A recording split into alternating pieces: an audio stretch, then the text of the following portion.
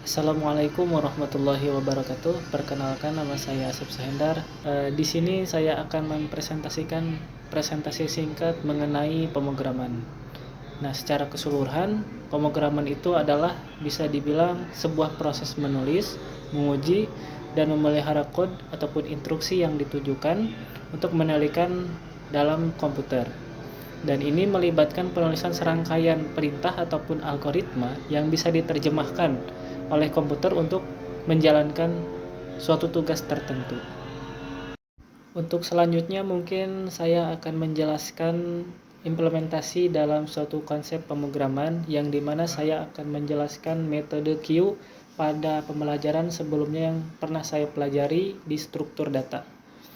Yang dimana Q ini memiliki konsep FIFO, yaitu first in, first out. Jadi data yang pertama masuk dan juga data yang pertama masuk, pertama juga keluar.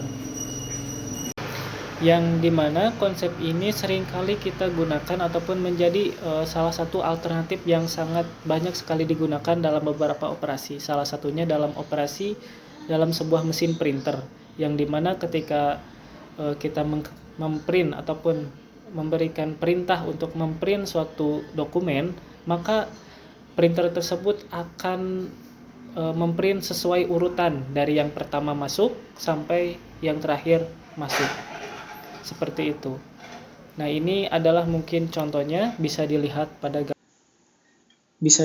ini adalah salah satu contoh program yang telah saya buat, yaitu adalah metode Q yang telah dijelaskan pada penjelasan sebelumnya.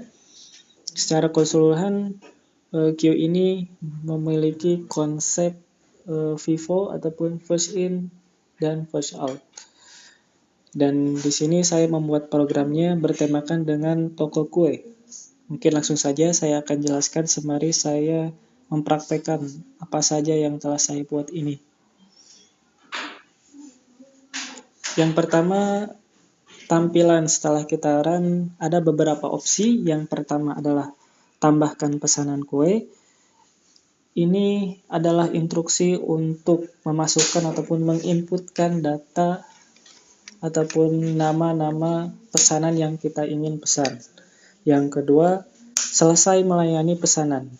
Untuk opsi yang kedua ini adalah untuk menginstruksi pesanan yang telah kita proses, setelahnya kita memesan.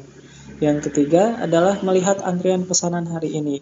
Jadi, opsi ketiga ini adalah opsi untuk melihat pesanan yang telah kita inputkan beberapa pesanan pada hari ini sekaligus. Dan untuk opsi yang keempat adalah melihat total pesanan, yaitu adalah melihat berapa indeks ataupun berapa pesanan yang telah ada ataupun masuk kepada list pesanan. Yang selanjutnya, menghapus antrian pesanan tertentu adalah untuk menghapus ataupun meng-cancel pesanan yang kita ingin batalkan. Yang terakhir adalah keluar dari dashboard untuk selesai dalam pemilihan ataupun memantapkan opsi untuk memesan kue tersebut. Nah, mungkin langsung saja saya praktekkan untuk opsi pertama.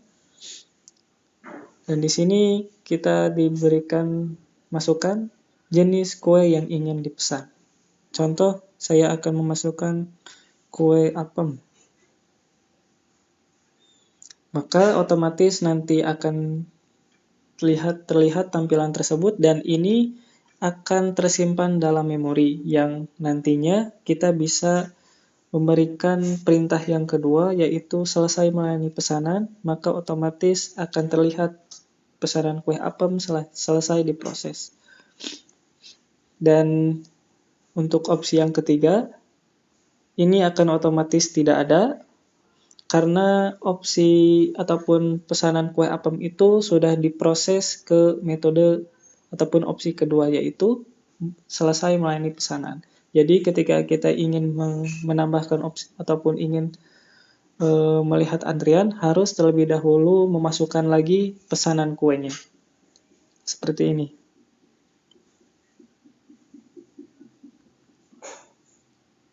Nah, lalu kita masukkan opsi ketiga, maka akan terlihat kue basah dari antrian penjualan kue. Sama seperti halnya untuk opsi yang selanjutnya juga. Tetapi untuk opsi yang kelima agak berbeda.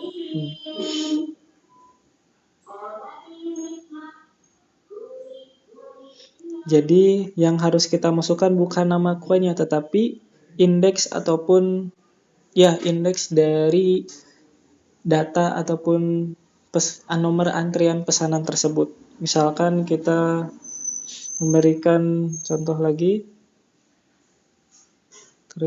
lalu masukkan opsi 5, coba 1. Kue basah di cancel, seperti itu.